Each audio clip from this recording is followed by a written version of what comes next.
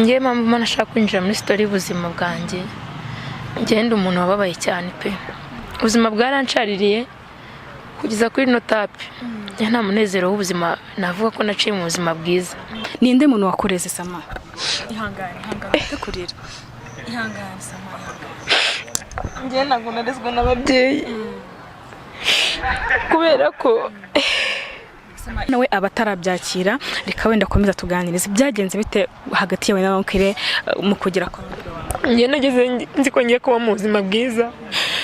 Numva ko nta kibazo na kimwe nzagira, ariko ko pe mu buzima nta kibazo na kimwe nagize. Naragiye ndihiga, akajya nyishyurira ishuri, akanyambika, akanyita buri kimwe cyose akagikora. Ako mu by'ukuri ubuzima bwaje kunana ntago byakomeje nk'uko natwe twabyifuzaga. Hanyuma nk'ikintu mu cyumba najya agahita nsangayo, agahita nsundurira ku buriri, akambwira ngo turyamane. umva Sama ihangane Sama ihangane pe basi haguruka wicare Sama ihangane pe Icyo cyaguteye kumbaza ibintu ko nabonye urabona nka birabiganiro njya nkora kenshi iyo mbwiye abantu ngo ndisugi baranuka.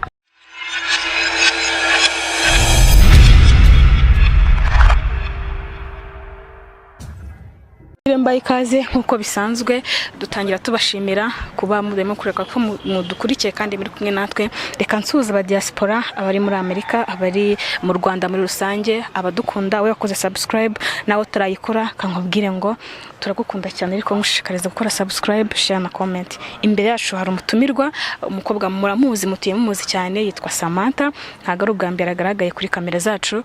Reka wenda ndeke gutinzamo nkubwire ko wambaye neza. Sama wambaye neza uyu munsi. Merci beaucoup. Utekereje gute kwambara gutyo wambaye akajipo watebeje? Nibwo bwa mbere nakubona watebeje. No musinamutse numva ndi muri mode yo kwambara ijipo kimamagara nsabe ko twaza gukorana ikiganiro. Rero nabonye kwambara gutya aribyo bimbereye, numva ko ari ngombwa ko kwambara gutya. Wambaye ni rinete ni Ray-Ban bazita ni twiza. Ni twiza rero urabibona nyine tu, ariko nta kidaza ngo urakoze bazi. Warubyibagiwe. Oya murangushimira cyane kuko akenshi ni amahirwe make kubona umuntu waba wakubwira ko wambaye neza cyangwa se usa neza. So rero kuba ubimbwiye ni iby'igiciro, ndagushimiye cyane. Samantha duherukana hashize iminsi tutaganira, ariko nubwo hashize iminsi hari ahandi waganiriye, hari abandi bakuganirije. N'impamvu nifuje gutumira kuri uyu munsi ngo natwe tuganirize, utubwire muri iyi minsi umere ute, ubuzima bwifashe bute. Duherukana uri kumwe tubwire ubuzima bwawe na wa musore kwihebeye cyangwa se wihebeye bikaza kwanga. Ntago twamenye amaherezo, ariko wenda reka ntangire nkubaza kuri uyu munsi uriyumva ute, cyangwa se muri iyi minsi umeze ute, ubuzima bwawe buhagaze bute, urumva umeze ute kuri uyu ubuzima buraho nyine nyuma wenda y'iminsi myinshi tudakorana, ariko ko biri kose biraho. Uraza kongerejwe numva uri kwidebeza cyane. Ariko n'ubundi genda baby kwidebeza ni ibintu byanjye, abantu barabimenyereye. N'ubundi ubushize nabonye muri comment nabango ndirya, ariko hari ukuntu niko umuntu abateye. Ngiye uteye urirya tu. Ndabizi ko nanjye nirya sevre kameme rwose, no muri quartier mbamo barabizi ko nirya. Bikorera iki kwirya? Nyine mba numva bindi moto, ariko ntago ari njye nyine no famille yacu nuko. Famille yanyu yose irirya. Bari turiremereza, ariko ngira ngo kuki wikomeza nyine ukirya ukiyemera kubyo bigaragarira buri wese. Uzi ko hari umuntu wifuza kwikomeza ntabishobora nabibashe, ariko wikomeje ibanuka bigendera ukumvura bibashije urabikora. Nanjye rero ngenda abanumva mbifiringa nkumva nta kibazo. Samantha reka wenda nkubaze ku uyu munsi ntabwo turi buganire kuri Kiroso cyane, nifuje kuko hari abenshi babazi wenda mani mwagabanyeje ibyo bikora. Hari abenshi wenda babazi ko umuntu ari umusitari, kubona ubuzima bwawe uvuga abantu bamukundana, ariko batazi neza kavukire y'umuntu, batazi ubuzima bw'umuntu muri rusange. Nagusabye uyu munsi ko twaganira, ariko tukibanda cyane ku buzima bwa Samantha, kavukire ya Samantha, aho Samantha yabaye, imikurire ya Samantha, imibiro ya Samantha, kugira ngo abakunzi bacu cyangwa se abafana bacu bamenye ngo umuntu dukunda meza cyangwa yabayeho muri ubu buzima. Ni ibintu wenda bitari byiza ko kwinjira mu buzima, ariko urihangana burya kwamamara cyangwa kumenyekana ni ibintu bitari byiza ku rundi ruhande, kuko akenshi umuntu aba yifuza kumenya ubuzima umuntu yabayemo, ugakunda umuntu uzi n'uburyo yarezwe cyangwa se n'ahantu yabaye cyangwa n'aho yavukiye.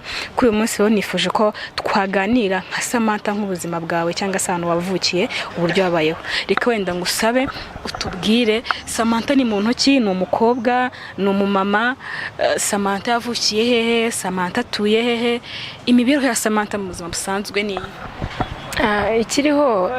Njye ntabwo ndi umumama, ndi umwana w'umukobwa ndetse ukiri mutoya nk'uko abantu babivuga cyangwa se babibona.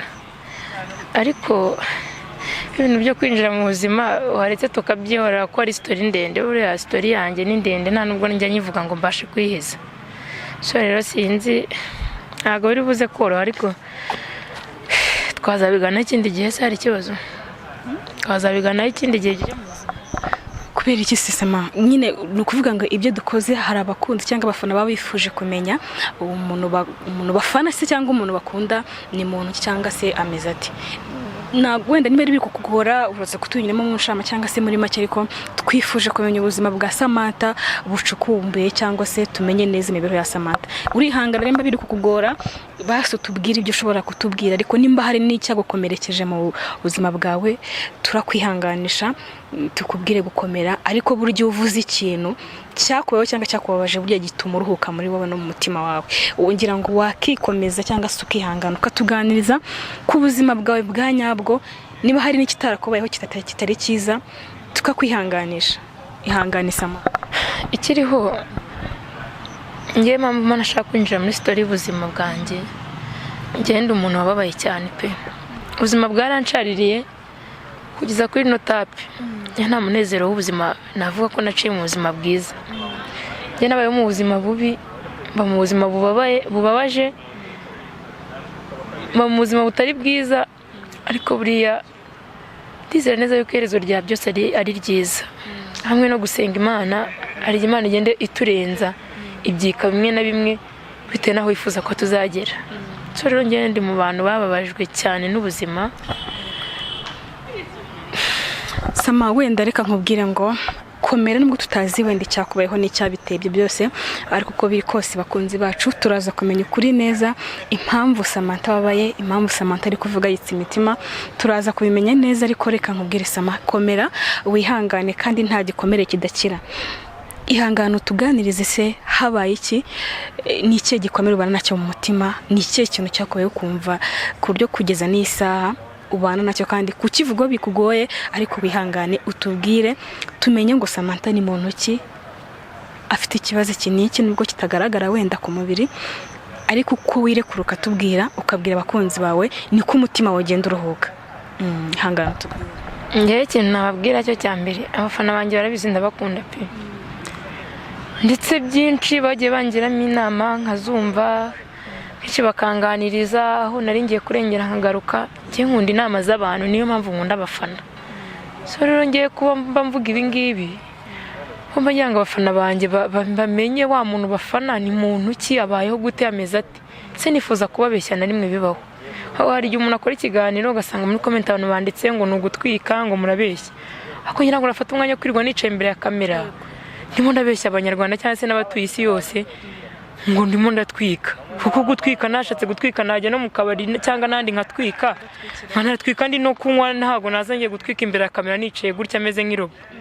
So rero abantu n'umutujya tuvuga ibintu abantu bakaze bumva yuko ari ibintu byo gutwika, ari bimwe bigezweho. Oya, ngiye Samantha nabaye mu buzima bubabaje, mba mu buzima bubi ndetse bunancaririye ku buryo kugeza kuri no saa tuvugana ntabwo nari nzi yuko nakabaye meze gutya meze. Ubu tuvugana ndashima Imana yuko hari intambwe yindi yantambukije. So rero ngewe ntabwo ngiye nigeze nderwa n'ababyeyi. Ninde wakuriza Sama? Nukuvuga ngo ngewe navukiye mu rugo rukennye pe, navukiye mu rugo rukennye. Reka wenda nkubwire ngo ihangane ku byabaye, ariko urakomeza utubwira ntago warezwe n'ababyeyi. Sama, ayo makuru ntago twari tuyazi, twakubona kuri kamera wishimye ariko ntitwari tuzi byakubayeho. Ninde muntu wakureze Sama? Ihangane kurira. Ihangane Sama. Ngiye ntago narezwe n'ababyeyi kubera ko Sama ihangane, reka nkubwire ngo wihangane kandi ukomere mu mutima. Ibyo ni ibintu bibaho mu buzima busanzwe, ariko turagira ngo tumare amatsiko cyangwa se abantu bamenye ukuri kwawe ndetse n'ubuzima. Ihangane wirira. Njyewe narere mu rugo rukene, mu rugo bari abakene pe, bamwe banyakuke, handi bafasha abana, twese bagenda batugabanya batwoheza mu nshuti na famiye. Urumva twari abakene handi nta bushobozi mu rugo bari gushobora bwo kuturera. Njye rero banyohereje kwa onkire wanjye ko nawe ufite amafaranga kandi yari ari mu mujyi wa Kigali, banyoherezaho ngo bari wundera kugira ngo mbashe no gukomeza kwiga. Mu kukoreza kwa onkire wawe byari byatewe nuko mu rugo nta mafaranga yo kwishuri bari bafite cyangwa se n'ubuzima mu rugo bari babayeho. Mu kugira kwa onkire, wageze kwa onkire ufite imyaka ingahe wenda kugira ngo tumenye neza imva n'imvano y'ibi bintu? Ari muto, nari mfite imyaka 12. Ujya kwa onkire ufite 12? Yego. Mu kugira kwa onkire ubuzima bwarakomeje nk'uko mu rugo byari bimeze, byagenze bite mu mibereho yawe kumwe nawe? Nukuri none ko igikomere kinkomereye kugeza muri aka kanya. Ikintu gikomeye nyine onkire yaba yaragukoreye ukiri kuvuga tutaramenye icyo ari cyo. Bakunzi bacu mwihangane, kuganiriza umuntu ufite intimba nk'iyi ku mutima ubabaye biragorana kuko nawe aba atarabyakira. Reka wenda komeza tuganiriza byagenze bite hagati yawe na onkire mu kugira kwa onkire? Njye nageze nzi ko ngiye kuba mu buzima bwiza, numva ko nta kibazo na kimwe nzagira, ariko ko pe mu buzima nta kibazo na kimwe nagize. Naragiye ndiga, akajya nyishyurira ishuri, akanyambika, akanyita buri kimwe cyose akagikora. Ako mu by'ukuri ubuzima bwaje kunana ntabwo byakomeje nk'uko natwe twabyifuzaga. Haje kuba iki hagati yawe na onkire, cyangwa n'iki kintu yakuze cyangwa cyababayeho kugira ngo bikubabaze muri aka kageni uba uri kurira imbere yacu? Tubwire tuburu, tubwire iyo uvuze igikomere cyo ku mutima buriya akenshi kirakira. Yankoraga buri kimwe, ariko bigeze hagati aza kunaniza, akajya ananiza. Twaba turi nko muri salo, akanuma nk'ikintu mu cyumba, najya agahita nsangayo, agahita nsundurira ku buriri, akambwira ngo turyamane. Buretse gato wenda ngo bivuze ngo hagati yawe na onkire ikintu cyagukomerekeje cyangwa cyabayeho waryamanye nawe? Yego byarabaye, kubera ko nabonaga nta yindi nzira n'imwe, kandi nkabona ntari bubibwire mu rugo ko numvaga ko nimbibabwira batari bubyemere. Ariko hagati aho ni igikomere afite, ntabwo ko muryamana. Niba ubyibuka neza basi twumve nyine aho byaturutse, nimba ari ubwa mbere byabaye agutuma mu cyumba, haje gukurikiraho iki ukundi munsi cyangwa se wowe agitangira kubikora? Ntabwo byize bikwerekesha ngo uvuge uti onkire arashaka kunjyana muri izi ngeso, basi ngo wumve nawe uratinye wisubire mu rugo. Umva Sama ihangane, Sama ihangane, Sama ihangane pe, basi haguruka wicare. Haguruka wicare Sama, ihangane pe. Icyo cyaguteye kumbaza ibi bintu ko Sama, iyo umuntu avuze ikintu kuri we kiragabanuka kandi no mu mutima ihangane. Babanda kwinginze Sama kubiganiraho nkuko muri kubibona. Narababaye n'ukuri pe, mfite igikomere kinini kugira ngo anko wanjye nsambanya, ariko nanjye nabikoze ko nari ndishobora nari mfite. Niho wanyishyuraga ishuri akankora buri kimwe, undi ntabwo nari guhamagara mu rugo ngo mbibabwire babyemere. Rero nahisemo kwemera ibyo yambwiraga, mpitamo kuzajya turyamana buri munsi yarangiza nk'umugore we, ariko ni igikomere mfite ku mutima. Basi ihaguruka wicare ku ntebe tuganire, wicaye bikakomeza kwigaragura hasi. Sama basi mbabarira ndagusaba ikiganiro tukire ko mbana ntuzagishyireho. Ntabwo ibi ngibi byari ngombwa kubivugira hano, wenda wari kuzabimbaza ikindi gihe. Ariko hangane kuko hari igihe biba ngombwa kugira ngo umuntu uturitse igikomere cyangwa se ikintu ufite ku mutima, kuko nibwo bigabanuka. Ntabwo twari tuzi ngo Samantha biho gutari kumubona, mwumvishe byinshi, mubonye byinshi ukuntu yikubise hasi, ariko Samantha reka nkubwire ngo wambabariye kuko njye ntabwo nigeze ngira umunezero mu buzima bwanjye. Ankongera kumeje nansambaye, ariko nkavuga ati nimbibwira mu rugo baragira ngo ndababeshye. Nkomeza kubyemera kugira ngo nkomeze nige, hanyuma n'ibindi bibazo byose nahuraga nabyo mu buzima. Icyo gikomere mfite ku mutima. Kubera icyo utatekereje basi uvuga iti reka mpfe kubibwira mama cyangwa papa bareke kunyizera, ariko basi nanababwiye nyine wabitekereje ko ntiwabikora. Kuki utahatije ngo uvuge uti reka mbabwire basi ndebe ko bari bunyizere? ntabwo nari kubibabwira, ntabwo bafata nko wanjye wawe ngo ugende ubwire iwanyu ngo yaragusambanyije, ntabwo babyemera. Waba witeje iwanyu ukaniteza nko wawe, ahubwo nahisemo gutuza mbigira ibanga ryanjye, ariko ni igikomere mbitse imyaka myinshi nari naranze no kuba navuga. Niyo mpamvu n'aka kanya nifuza yuko kino kiganiro twakireka ukambabura bino bintu uzabishyireho, ubundi tukazategura tukazakora ikindi. Samantha nanjye uratuma ndira pe, kuko birababaje cyane. Ariko wenda reka tureke, wenda ntabwo ndi bugutinze kuko ndabona utameze neza, wihangane kwa nkwibukeje ibihe byawe bya kera cyangwa se ubuzima bwawe bwa kera. Ariko reka nkubaza kandi kantu, nyuma yuko akugize nk'umugore we cyangwa agukoresheje bya mfura mbi, aguhohoteye kuri urwo rwego, ntabwo yize gutekereza kuba wajya kumurega mu buyobozi muturanye cyangwa kubiganiriza undi muntu ku ruhande? Warabigumanye icyo gihe cyose kugeza uyu munota? Nta muntu umwe nigeze mbibwira. Niyo mpamvu nkoresheje amakosa yo kuba navuga ibintu nk'ibi imbere ya kamera, kandi no mu rugo ubwaho ntarigeze mbibabwira. Bivuze ngo bino bintu nibaramuka babibonye noneho bazahita banca mu muryango. Ni ibanga maranye imyaka myinshi, navuze ngo nimbivuga bizatuma umuryango unyanga, abantu bose banyishyiramo mve ko bidashoboka, kuko anko wanjye ni umuntu witonda utatekereza ko ashobora gukora ibyo bintu. Niyo mpamvu iyo mbivuga rero nari kuba niteje famiye ugasanga banyishyizemo, mpamvu nabigize ibanga. Nta muntu n'umwe nigeze mbibwira. Kuri uyu munsi ufite imyaka myinshi, waje gukora umukobwa mwiza w'igikondero, onkere wawe aba hehe kuri uyu munsi? Cyangwa se yaba abizi ibyo yakoze, cyangwa mujya muvugana, cyangwa byarangiye gute hagati yawe na onkere? Rero byaje kurangira gute kugira ngo ubu ngubu uri n'ahangaha ube waratangiye ubuzima bwawe kugeza ungana gutya? Hagati yawe na onkere byarangiye gute muri ibyo byose gukora? Byaje kurangira mvuyeyo. Uvuyeyo gute? Waje kugira igitekerezo cyo kuvuga? Nabonye ibintu turimo mbona bikomeje byaba atari byiza, kuko ngiye ku myaka 12 wenda nari umwana pe, ntarajya no mu mihango wenda kuburyo navuga wenda ngo yantera inda. Akomeje kugira imyaka 14 mpita mfata umwanzuro w'uko nahava. Ndahava njya kwishakishiriza ubuzima. Nibwo natagiye kwinjira muri industry ya cinema, ntangira kwinjira mu bintu by'amafilimi, bakajya bamuha udufaranga dukeya, nshaka inzu ya makeya nkajya nishyura, nkashaka uturaka, ntangira ubuzima bwanjye bushyashya. Anko wanjye ndamureka, gusa nirinze kongera gukomunikana nawe kugira ngo bitazasubira nka mbere. Ubu ntabwo ngiye mvugana nawe pe, biraho ntabwo mvugana nawe. Imana yaramfashije rero nyuma yo kuvayo mu buzima, nanjye ndakora nyine mbasha kuba nakibeshaho kugeza kuri ino saha. Ntabwo nkivugana nawe. Mwamaranye igihe kingana iki ukibona ko agushyira muri ubwo buzima butari bworoshye? Mwamaranye imyaka ingahe mu bantu? Twamaranye imyaka 2. Agukoresheje ibintu byose? Yego. Bivuze ngo waje kumenyera noneho uba nk'umugore we ku buryo buri joro wabaga ubizi neza ko muri burarane? Cyane rwose. Nta mugore se yari afite cyangwa abana mwabanaga ku buryo wenda hari kugira undi muntu ubimenya cyangwa kugira undi muntu biganiriza? Wapi, ari njye nyine nawe, nta undi muntu wabaga aho ngaho. Nta mukozi ntacyo? Oya, surumva ari nta mukozi wari uhari, ko nta kazi, suko nta kazi kaye yabyukaga ajya mu kazi nawe yazaga nimugoroba nanjye mvuye ku ishuri.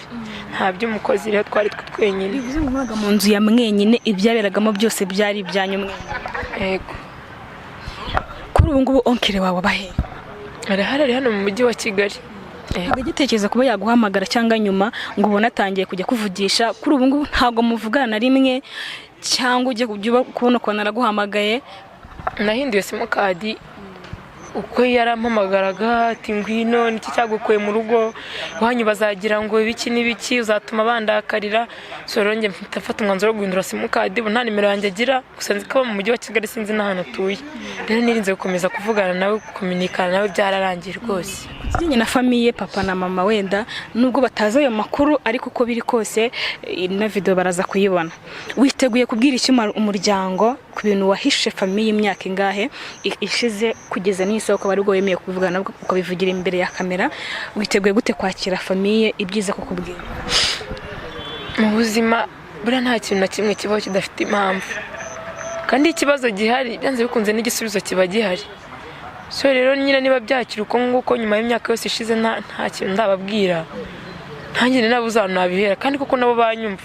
Wenda no kuba biciye imbere itangazamakuru wenda byanyurira kubibabwira, ko kujya kwicaza ababyeyi ngo njye kubabwira story nk'iyo nanjye ni ikintu navuga ko kitaba kitanyoroheye hako byibura ntibabyirebera wenda kubasobanura ntabwo bizangora nzababwira ko ibyo babonye nyine ari ibyo ngibyo kuruta uko najya kwicara imbere yabo ngo mbibabwire kandi ikindi kiriho njye ntabwo mbeshya ibyo mvuga ni ukuri byabayeho ubwo rero ikibi nuko namvuga ibintu bitabayeho kuko byarabayeho byo byabayeho kuko ikimenyetso gihari nuko njye na hanko wanjye ntabwo tukibana ntabwo turi kumwe sinavugana nawe so rero kandi nta kintu kijya gutuma dutandukana uretse iyo mpamvu ubwo rero njye numva nta kibazo kirimo muri byo. Samantha reka wenda tugire ikintu mbwira abantu. Samantha twari tukuzi nk'umukobwa mwiza, umukobwa utuje wagaragaye kuri social media wavuga ibintu bitandukanye, nta muntu wari uzi kubana n'icyo kintu ku mutima cyangwa se ubwo buzima bukomeye gutyo wabubayemo wababajwe muri urwo rugero kandi uhobojwe n'umuntu wo muri famille yawe.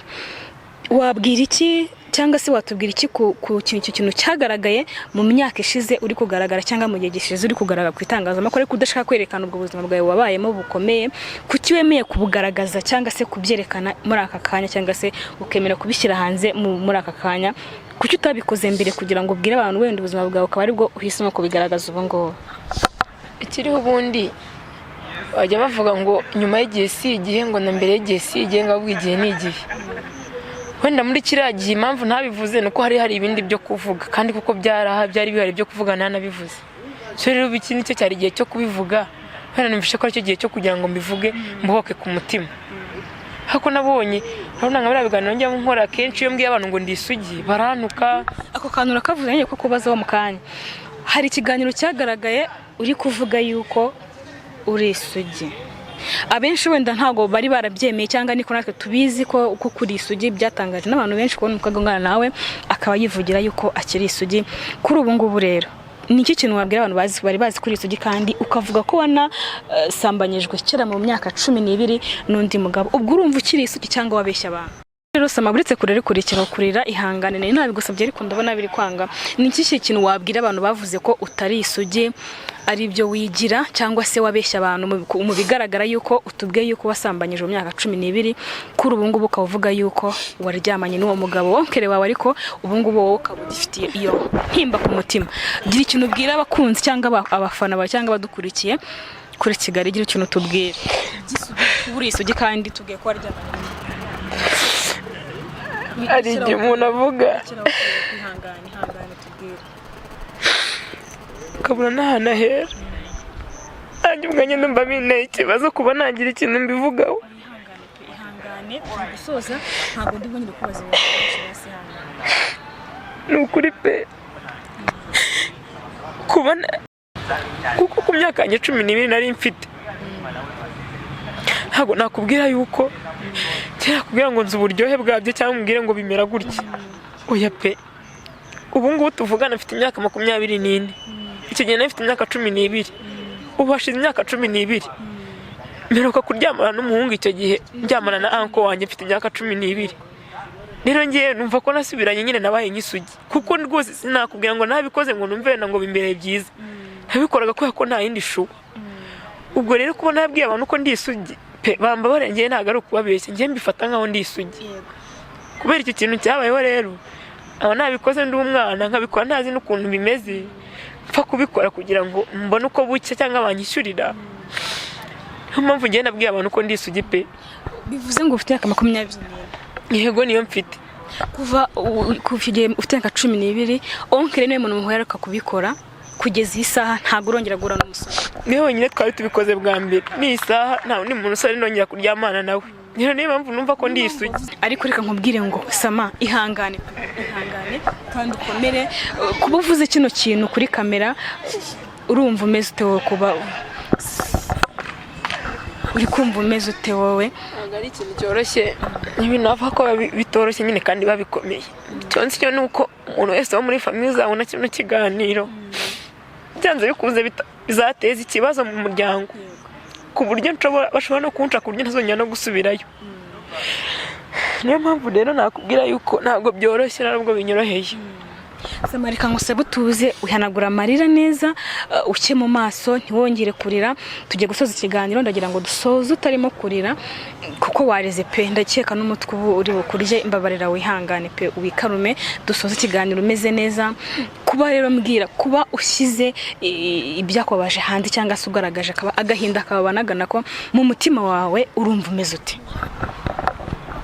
Njye ndumva mbohotse ako mfite igikomere urumva igikomere maranye imyaka 12 abafana banjye wenda kenshi ari ibintu nkora cyangwa se mvuga bakumva ko ndi kubabeshya naho bakora byane cyo kuvuga ngo turi gutwika aho mu byukuri ntago bazi impamvu umuntu aba bivuga nkanjye ubu ngubu kuva ubukwe bwanjye bwapfa nahise numva mbaye nk'umusazi pe binera kwirwa numva umusore wese nabona namusaba urukundo tugakundana wenda tukabana bikava mu nzira igikomere kigahita kirangira umusore rero nakakora nagiye kwa Kirosa aranyanga ubwo ndari umuntu wamfata umutima byibura nkatuza so rero Kirosa buriya kujya kunega iminsi amwira ngo uretse nzakubwira ukwezi kwa mbere kurashira kwa kabiri kandi ngende kubabara mu mutima ari nkeneye umuntu naturi ikibazo cyanjye akafasha niba ari uwunkunda kibura kagerageza kunyibagiza ibyahise so rero Kirosa atinze niyo mpamvu abantu babonye nkomeza njya kwambata nawe arabyanga mvo nshaka no kujya kwa Yaka bira byose mu byukuri nanjye nago yari ngewe ahubwo ni igikomere nari mfite urumva ngize icyo gikomere cyankure wanjye yaneye ngize n'icyo uwo musheri wanjye twari dufitanye ubukwe bigapfa noneho mitanuma mbaye nk'umusazi noneho byongeheje bundi mba nibone musheri wo mu diaspora kumbe nawe sinkamenye ko aje muri misiyo ya Kirosa Kirosa ariwe wamuneje ngo azaze ngo ndongore ngo ntarangiza andeke so rero noneho nahise nsara burundu ni nayo mpamvu nacyo kintu kinakomeye kineye kuba nabwiza ukuri abafana banjye akamenya ukuri kw'ibintu byose mbitse mu mutima n'ibintu byose babona nkora bidakwiriye ntago nanjye abari ngiye ahubwo hari igihe mba numva byanze bitewe n'ikibazo mafite kuko nkungu uretse kuba turi kumwe niyo ninjye nyine hari igihe numva nihebye nkumva ngiye no kwiyahura ntabwo byagera kuri urwo rwego so rero njyewe mfite ibikomere byinshi pe uriya mu diaspora twari turi mu rukundo ni urazarebe niyo ku Gasaro niyo wa first anniversary yanjye naho kumbe byose byari imigambi ya Kirosa niyo wari waramunteje rero urumva ibikomere mfite bishagiye guturika umutima niyo mpamvu nahisemo kuvuga ibintu bindi ku mutima byibura abafana banjye bangira inama cyo kintu mbasabye no muri comment pe baranutse bihagije bambwira nabi bihagije ariko kuri ubu nkeneye ko abantu bangira inama ari abamamagara bakanganiriza ibitekerezo byabo n'inyunganizi ndakeneye ngo bambe hafi kuko rwose bitabaye kumba hafi ngenda komerewe pe bivuze ngo kugaragara ukundana n'uwo mu diaspora ukagaragara uri kukundana nka Yaka no kubivuze kugeza kuri Kirosa uri kugerageza ikintu cyagukura mu gahinda cyangwa se ko wabona umuntu ugukura mu bwihebe cyangwa se muri ubwo buzima rubayemo bubabaje basuwe n'umuntu kuri hafi impamvu uri kugerageza ku basore bose ko hari uwa kwemera ko mukundana basi akaguhoza nubwo benshi bagiye bavuga yuko nyine ngo ntashobotse kuko Kirosa yaraje arantuka aravuga ngo Samantha ngo makuru mutamenye ngo burya n'umukira wa shitani ngo umuntu mbaye naramuziha igisubizo cyuko mukunda gwese njya mu bandi basore none se uko kurumva nari mfitiye urukundo Kirosa nkamujya imbere kuko ndumufitiye ataransubiza wa mugani nkajya handi ahubwo ni ikibazo nagize nabuze umuntu mforumata kugira ngo nsubire ku murongo anyibagize ibyahise so rero bafana banjye ndetse n'abakunzi banjye ndabasabye bampamagare bangira inama nubwo ntari online muri no minsi ariko bajya banamamagara kuri phone bisanzwe bakangira inama byibura umutima wanjye ugatuza kuko ubu ngubu kugeza kuri aka kanya numva ngiye nko kuba nk'umusazi neza niyo mpamvu mpisemo gushyira ukuri hanze Samantha rero reka wenda kuko uri kurira cyane umutwe utaza no kukurya reka wenda nse nugana ku musozo w'ikiganiro reka ngira ikintu mbwira abantu Samantha yahuye n'ikibazo mu buzima nkuko yabatekerereje nukajya ubona umuntu agenda gukeke ko yishimye buri muntu agira ubuzima bw'uko bwabayeho hari ubufite ubuzima bwiza wayo muri famille nziza ariko buri muntu agira igikomere ku mutima cyangwa se ikigerezo cy'ubuzima ahuye nabwo mu bwana bwe Samantha ko yemeye gushyira hanze ibyamubayeho nuko yagiranga bwo mu mutima we kandi yumva umutima we ubohotse nta kintu kiri kumuboha Samantha reka wenda nkubwire ugira ikintu ubwira abagukurikirana abagukunda abafana bawe ndetse nabo mwakundanye cyangwa se nabo basowanyu cyangwa se na papa mama kuko bagiye kubona ikiganiro gira ijambo babwira wenda nimba babwiye ubusa imbabazi sinzi kuri bubigenze gira ikintu cyangwa se gira ijambo uvuga mbere ko dusoza ikiganiro ababyeyi b'ikintu nababwira ni kuri bambabarire pe, nahishe ikintu gikomeye kandi ntagakwiriye kuba narahishiriye kumara imyaka 2 ndi muri ubwo buzima. Ego mu rugo twari dukennye pe, ariko niyo mwaba mukennye ntabwo umubyeyi yakumva ko umwana ari guhohoterwa gutyo ngo amurekere mu gasozi. Samambabarira bikira kurira turi gusoza ndagira ngo dusoze wenda bari no kuza bakanyura wenda tukabaho mu buzima nk'ubwo nabo bari barimo, ariko ntabayeho mu buzima bubi.